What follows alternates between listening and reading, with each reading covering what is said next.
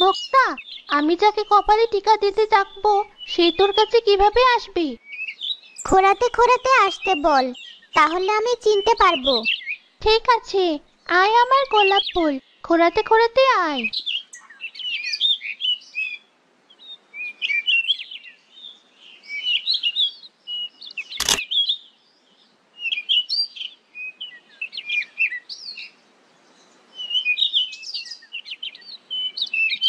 এবার বল, কে এসেছিল তোর কপালে টিকা দিতে?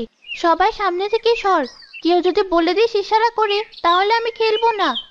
বলছি না, তুই যে কেমন মানুষ বুঝি না, সামনেও থাকতে দিচ্ছিস না। মুখটা ভালো করে ভেবে বল, না হলে কিন্তু আমরা পিছিয়ে পড়বো। দাঁড়া বলছি, চোখটা যেভাবে ধরেছিল কিছুই তো দেখতে পাইনি।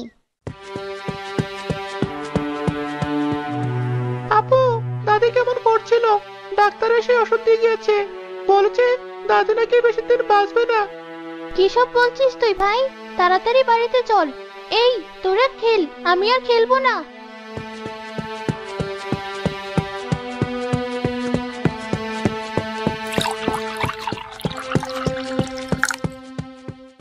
দাদি, তোমার কিছু হয়নি? তুমি সুস্থ আছো?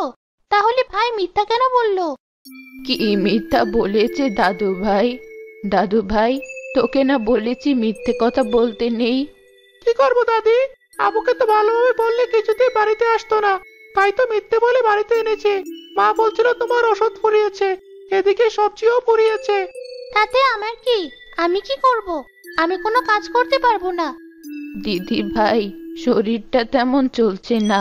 তোর মা ফুল তুলতে গেছে, মোড়ল গাঁদা ফুলের মালা বানিয়ে দিতে বলেছে।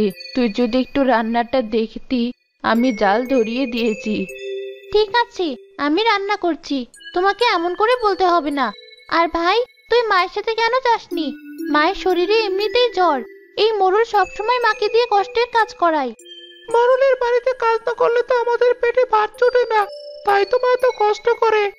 আর যদি ছেলেটা বেঁচে থাকতো, তাহলে এত কষ্ট করতে হতো না বৌমাকে। যাই হোক দিদি ভাই, আমি তরকারি কেটে দিচ্ছি, আর কেমন করে রান্না করতে হয় তোকে বলে দিচ্ছি। ঠিক আছে দাদি।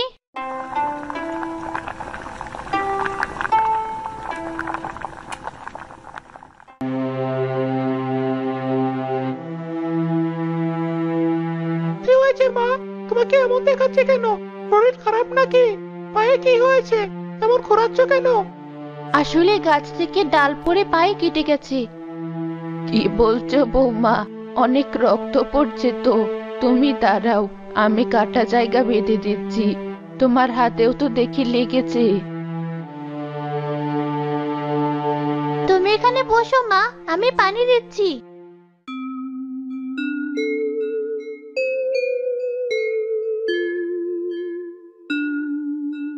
মা, আমি আর ভাই মিলে তোমার গাঁদা ফুলের মালা বানিয়ে দিচ্ছি। তোমার কাটা হাত নিয়ে মালা বানাতে পারবে না। ঠিক আছে, তবে তোরাই মালা বানা।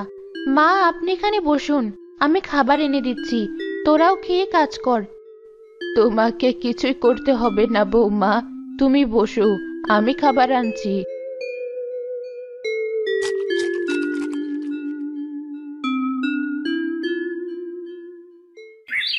আমি মোড়ল বাড়িতে যাচ্ছি, কিছুদিনের ছুটি চাইবো, আর মালাটা দিয়ে আসি, না হলে মোড়ল মশাই আবার রাগ করবেন।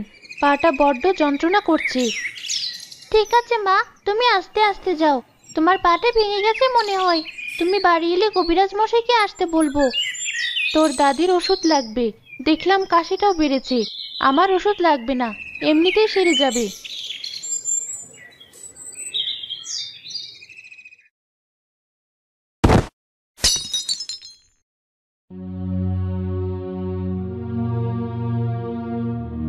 এটা তুমি কি করলে দিশার মা?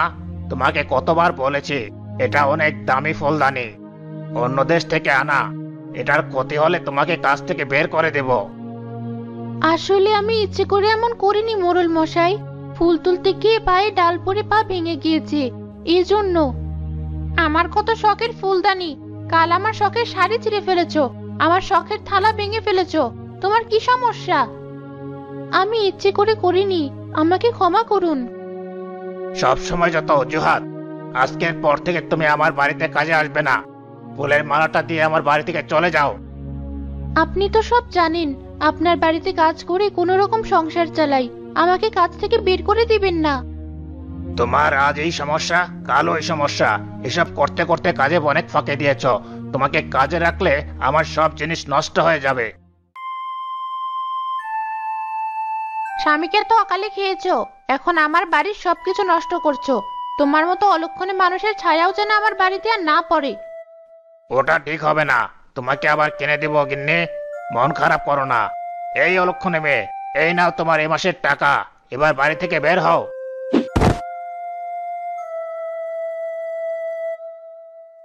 লাগলো খুব। এবার আমি কি করব?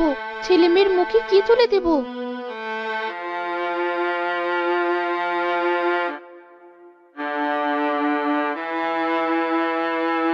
চিন্তা কেন করছো মা? আমি আর আপু তো আছি। 2 ভাই বোন সংসার চালাবো।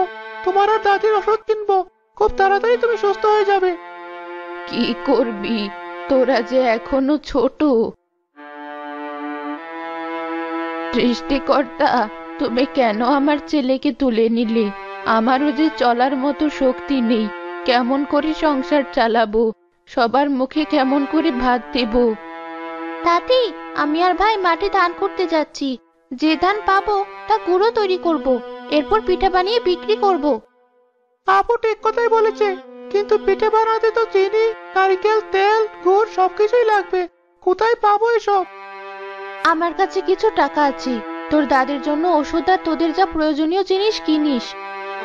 আমি তো সুস্থ আছি বৌমা, তোমার ওষুধ আগে লাগবে, পরে আমার ওষুধ নিয়ে ভাবা যাবে।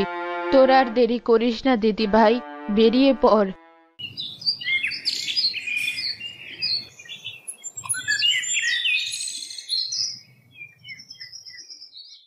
একই, তোরা আমার জমিতে কি করছিস? ওমা, এত দিকে অনেকগুলো দান করিয়াছিস, আমাকে না বলে আমার জমি থেকে চুরি করে দান করাচ্ছিস? চাচা, এই পরে থাকা ধান তো আপনারা নেবেন না, তাই আমরা কুড়িয়ে নিচ্ছি। এগুলো তো নষ্ট হয়ে যাবে। আমার ধান নষ্ট হবে নাকি আমি কুড়াবো সেটা আমার বিষয়। আমার ধান আমাকে দিয়ে এখান থেকে চলে যা বলছি, না হলে মোড়লের কাছে বিচার দেবো। কিন্তু এই ধান তো সব আপনার জমির না চাচা। আরো অনেকের জমি থেকে কুড়িয়ে এতগুলো ধান হয়েছে। আমরা তো আপনার জমিতে মাত্র আসলাম। আমি এতটা তো বুঝি না, ধান দিবি নাকি মোড়লের কাছে যাব? না না চাচা, মোড়লের কাছে যাবেন না, আমরা আপনাকে সব ধান দিয়ে দিচ্ছি।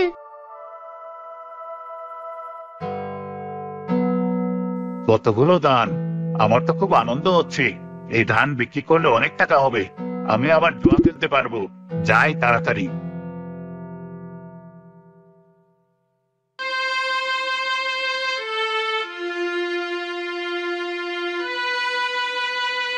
ভাই, কি করব এবার? আমাদের শেষ আশাও তো নষ্ট হয়ে গেল।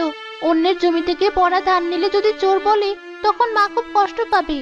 আপু, জঙ্গল থেকে কাঠ কেটে বিক্রি করে মায়ের জন্য আর দাদির জন্য ওষুধ কিনি, চল। কিন্তু কুড়াল পাবো কোথায়? আমরা তো বাড়ি থেকে কুড়াল নিয়ে আসিনি। চল, রহিমা চাচিদের বাড়ি থেকে নিয়ে আসি।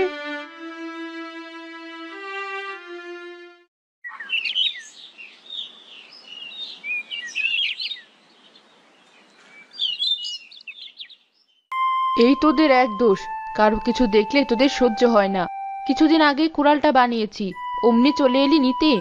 আমি কুড়াল দিতে পারবো না, তোর চাচা বাড়িতে এলে বকা দিবে। আমাদের কথা বললে চাচা কিছুই বলবে না চাচি। বাড়িতে দাদি আর মা দুজনেই অসুস্থ, তাই ভাবলাম কাঠ কেটে সেগুলো বিক্রি করে ওষুধ কিনবো। কি বলিস তোরা?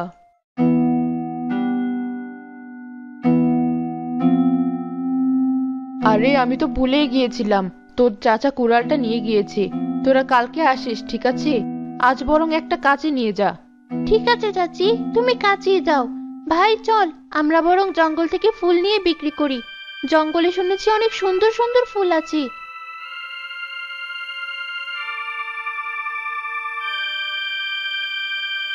এটা তো ভাঙা কাঁচি চাচি। তাতে কি, তোরা তো ফুল কাটবি, এতেই হয়ে যাবে। বাঁচলাম, কিছু লাগলেই আমার কাছে নিতে চলে আসবে। আমি আমার নতুন কুড়াল তোদের দিয়ে নষ্ট করছি না।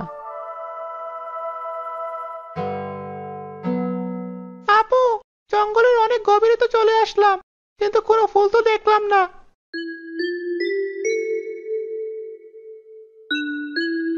আরে আপু, ওই দেখ, ওখানে অনেকগুলো ধানের গাছ আছে। চল, ধানগুলো বাড়িতে নিয়ে যাই। সত্যি তো, এত ধান কে লাগালো জঙ্গলের ভিতরে? কে আবার লাগাবে?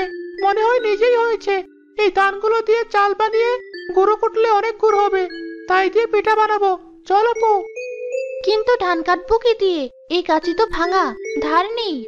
এতেই হবে আপু, চল তো।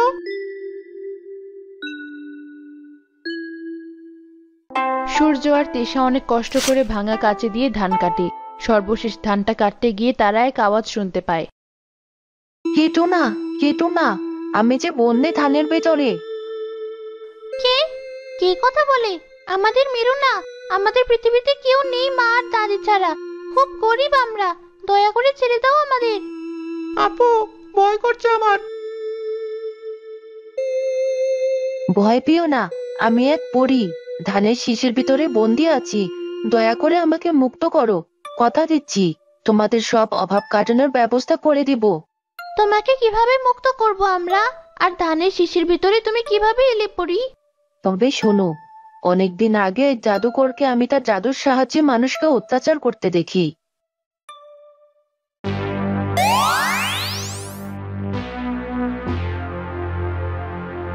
দয়া করুন জাদুকর, আমাদের এই ধানগুলোই শেষ সম্বল। ধান নষ্ট হলে অসুস্থ স্বামী সন্তান নিয়ে কি খাবো? আমাদের যে এই ধানের উপরেই সংসার চলে, দয়া করে আপনার জাদু বলে আমাদের ধানের জমি ঠিক করে দিন। আমি সবকিছু ঠিক করে দেব, কিন্তু তোমাদের সবার জমি আমার নামে লিখে দিতে হবে। তা কি করে হয়? আপনাকে যদি আমাদের জমি দিয়ে দিই, তাহলে আমরা সারা বছর কিভাবে সংসার চালাবো? না খেতে পেয়ে যে আমাদের জীবন চলে যাবে। তোমাদের বাড়িতে প্রতি বছর কিছু ফসল চলে যাবে। আমার কথায় রাজি না হলে সমস্ত জমি মরুভূমির মতো করে দেব। তখন কি করবে সবাই? আমরা আপনার কথায় রাজি, আমাদের আহার নষ্ট করবেন না, দয়া করুন। আমি জাদুকর রফিক, আমার কথা অমান্য করলেই বিপদ। আজ থেকে এই গ্রামের সকলেই হবে আমার দাস। এখানে চলবে আমার রাজত্ব। এমন সময় গাছের পেছনে লুকিয়ে থাকা পরী বেরিয়ে আসে। এসব কেন করছো জাদুকর? গ্রামের নিরীহ মানুষদের প্রতি কেন অত্যাচার করছো তুমি? ছেড়ে দাও ওদের। কোনোদিনও না। অনেক সাধনা করে আমি আমার জাদু শক্তি পেয়েছি, তা কাজে লাগাবো না? সেটা তো হয় না। তবে আগে আমার সাথে লড়াই করবে, তারপরে মানুষদের ক্ষতি করতে পারবে। আমাকে মারবি তুই? তোর মতো সাধারণ পরি আমার কোনো ক্ষতি করতে পারবে না।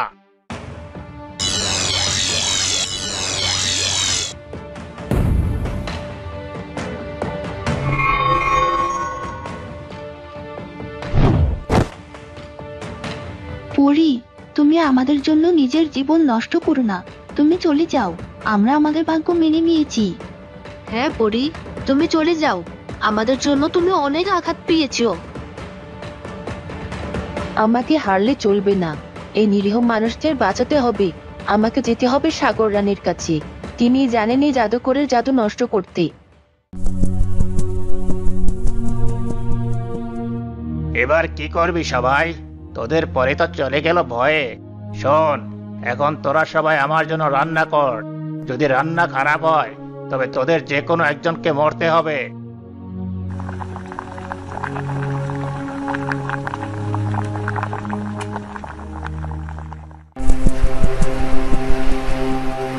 সাগর রানী, কোথায় তুমি? দেখা দাও, তোমার সাহায্য দরকার খুব। কেন ডাকলে তুমি আমাকে পরি?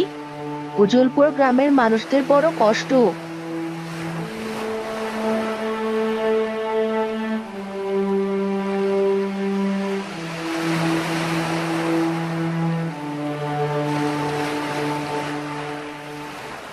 তুমি জাদুকরকে জাদু শক্তি দিয়েছো, তুমি পারো সেই জাদু নষ্ট করতে। তার জন্য যে তোমাকে দাম দিতে হবে, তোমাকে ধানের ভিতর বন্দী হতে হবে। কি বলছো তুমি? ঠিক আছে, ওই মানুষের জীবন বাঁচানোর জন্য আমি বন্দী হতে রাজি ধানের ভিতরে। সাগর রানী জাদু দিয়ে পরীকে ধানের ভিতর বন্দি করার পর জাদুকরের শক্তি শেষ করে দেয়।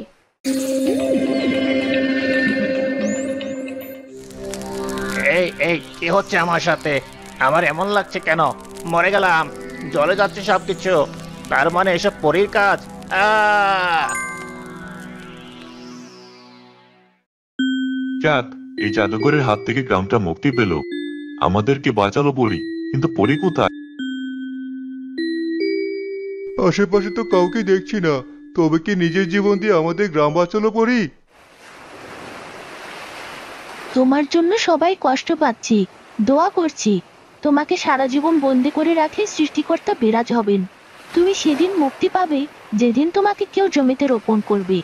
তারপর তুমি ধানের শীষে বন্দি হবে। তখন যদি কেউ এই সমুদ্রের পানি তোমার শরীরে ছিটিয়ে দেয়, তবেই তোমার মুক্তি মিলবে। জানি না সেদিন কবে আসবে।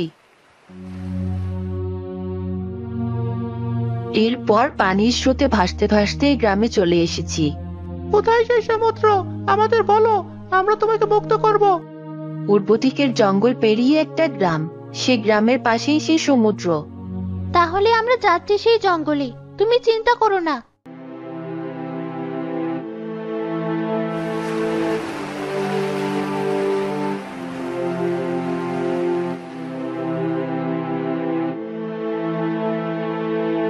দেরি করো না বন্ধু, এবার আমার শরীরে এই সমুদ্রের পানি দিয়ে দাও।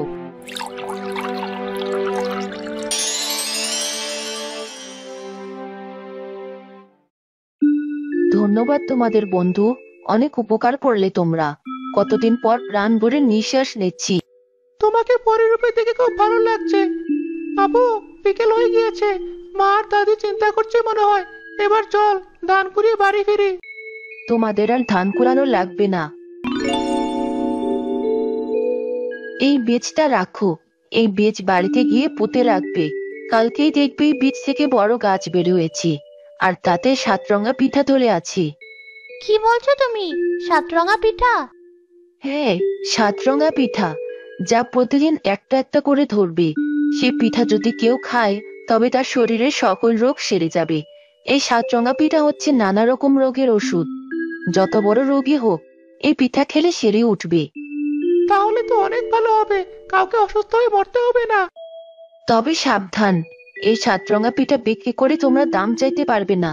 কেউ যদি খুশি হয়ে তোমাদের টাকা দেয়, তবে সেটাই নিবে তোমরা, না হলে এই গাছ অদৃশ্য হয়ে যাবে। আমি আসি।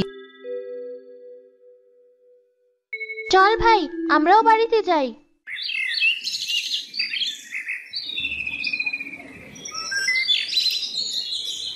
কিরে, কোথায় ছিলি তোরা?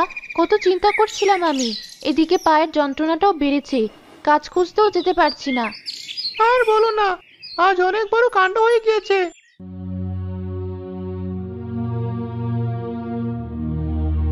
এ তো সত্যি রূপকথার কাহিনী দাদু ভাই। চল, আমরা বীজটা আমাদের ঘরের সামনে লাগিয়ে দেই। তুমি আর ভাই বীজটা লাগাও, আমি রান্নাটা সেরে নিই। রাতে খেতে হবে যে, সন্ধ্যা হয়ে এসেছে।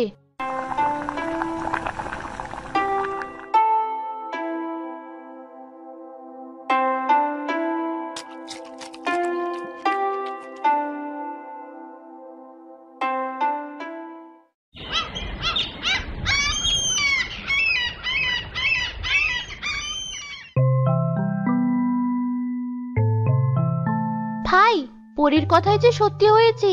দেখ, গাছ কত বড় হয়েছে।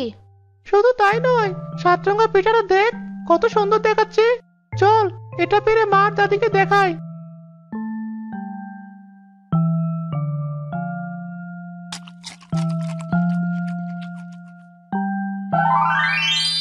আরে, আমার পা তো ঠিক হয়ে গিয়েছে।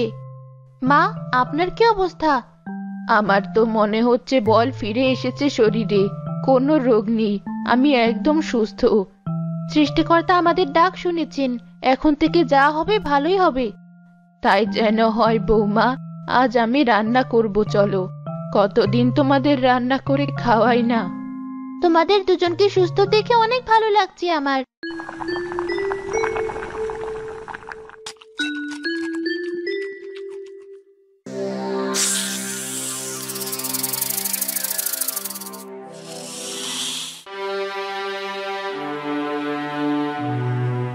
কি হবে আমার? সব থেকে বড় ওজাকে ডেকে আনো, যত টাকা লাগে আমি দেব। এসব আমাদের পাপের ফল। মানুষকে অপমান করেছি, সবার টাকা মেরে খেয়েছি, এজন্যই সৃষ্টিকর্তা শাস্তি দিয়েছেন। আমি কথা দিচ্ছি আর কখনো কারোর সাথে অন্যায় করব না গিন্নি। সৃষ্টিকর্তা, তুমি আমার মেয়েকে বাঁচিয়ে তোলো। আমি এখনই ওজা আনছি।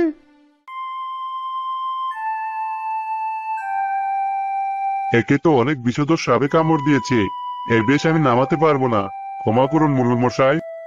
যত টাকা চান দেব, আমার মেয়েকে বাঁচান। টাকা দিয়ে সব হয় না মোড়ল মশাই, আমি আসি। মুক্তাকে আমার বাঁচাতেই হবে। বিষ মাথায় ওঠার আগে 7 রঙা পিঠে নিয়ে মুক্তাকে খাইয়ে দিই।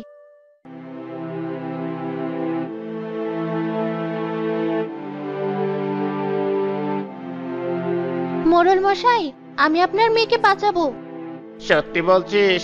কিন্তু কিভাবে? এই 7 রঙা পিঠা খাইয়ে।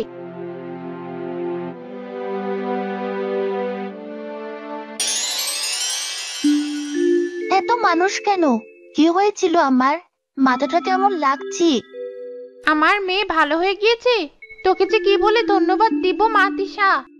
তোদের কত অপমান করেছে, আর সেই তুই আমার মেয়ের জীবন বাঁচালি। এই নে মা, এই উপহারটা তুই রাখ। এই তো অনেক টাকা। এত টাকা নিব কিভাবে আমি? এটা তোর উপহার মা। তিশা টাকা পেয়ে খুশি মনে বাড়ি ফিরে আসে। 7 রঙা পিঠার কথা কয়েক গ্রামে ছড়িয়ে পড়ে। কারো কোনো রোগ হলেই তিশার কাছে চলে আসে তারা, আর খুশি হয়ে নানা রকম জিনিস উপহার দেয় তারা তিশাকে।